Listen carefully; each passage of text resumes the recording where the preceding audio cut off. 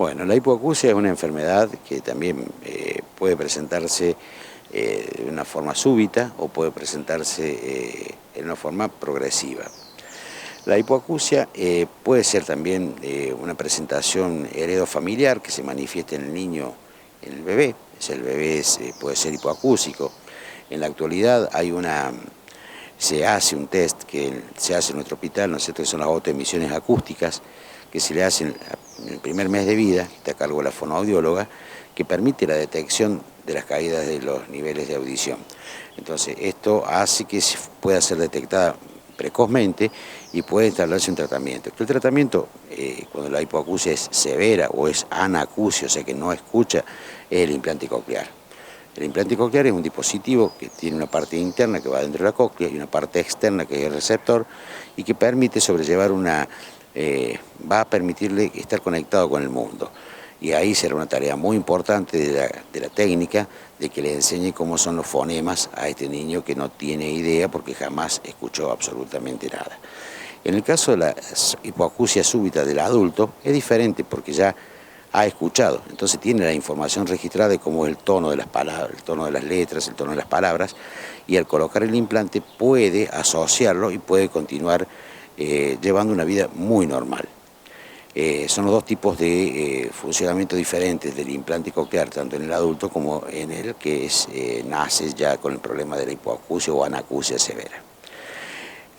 Lo que tiene que es importante que es detectable muy sencillamente a través de las autoemisiones acústicas en el caso de los niños. Después, en el adulto, hay cuadros virales que generan una hipoacusia súbita, o sea, que puede ser la pérdida del oído por completo, generalmente de un oído, no de los dos, o la exposición a un ruido muy intenso o a una onda expansiva muy intensa, o por un accidente y una fractura de cráneo con una lesión del hueso temporal que también puede generar la pérdida de la audición. Y después tenemos la otra, la que es relacionada a los aspectos laborales, que se da cuando la persona trabaja en un ambiente muy ruidoso, no solamente en industrial, puede ser también, por ejemplo, en las discotecas o en los talleres mecánicos, en diferentes lugares donde los ruidos son demasiado intensos, en los aeropuertos, y que van a generar con el paso del tiempo la caída de la audición en forma progresiva. Esto se detecta fácilmente por la curva biométrica. La curva biométrica permite detectar si es, digamos, ocupacional o por exposición al ruido o es por otra enfermedad. ¿Por qué? Porque hay otras enfermedades que también producen hipoacusia, donde la persona, por más que le griten, no entiende, porque es una hipoacusia que se acompaña de trastornos para entender, o sea, para discriminar las palabras. Esa generalmente es por otro tipo de enfermedades, no relacionadas a lo laboral, son más difíciles de colocar un audífono porque la respuesta es compleja, porque cuando hay varias personas juntas hablando, se le hace casi imposible entender lo que dice. Y esta particularmente se acompaña de un ruido de fondo que se llama acúfeno o tinnitus, que ese ruido de fondo es muy perturbador, especialmente durante la noche, porque no permite conciliar el sueño a veces. Este ruido puede ser de tono agudo, o sea, de tono como un silbido o como un grillo, puede ser de un tono tipo agua de murmullo, como el agua de río, o puede ser de tono bajo, pero generalmente de tono agudo o de tono murmullo. He ido a varias conferencias porque esto es algo que le preocupa mucho a la gente, el ruido en el oído. Y no hay un medicamento que vos digas, toma esto que se va a pasar. A veces los mejoran mucho con medicación, a veces llegan a desaparecer, pero muchas veces acompañan a la persona permanentemente.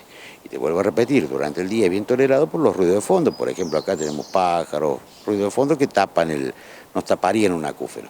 Pero que puesto a descansar y en la tranquilidad o en la serenidad de la noche, perturban y no dejan conciliar el sueño.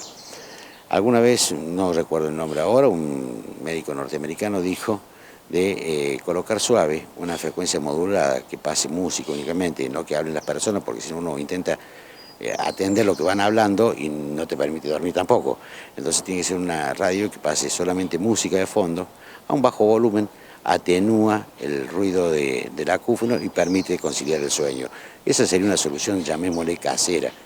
No hay en la actualidad todavía un tratamiento para decir esto hagan que con esto lo van a solucionar. Y eso es lo más importante, me parece, saber que la exposición a ruidos daña el oído, eso tiene que ser muy útil. Las vibraciones dañan el oído. Por ejemplo, ¿qué vibraciones?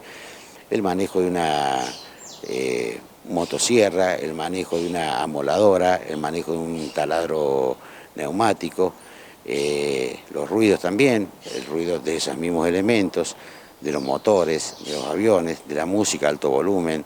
O sea, son todos factores que van a producir a largo plazo el deterioro de la capacidad auditiva. También hay medicamentos que la pueden generar.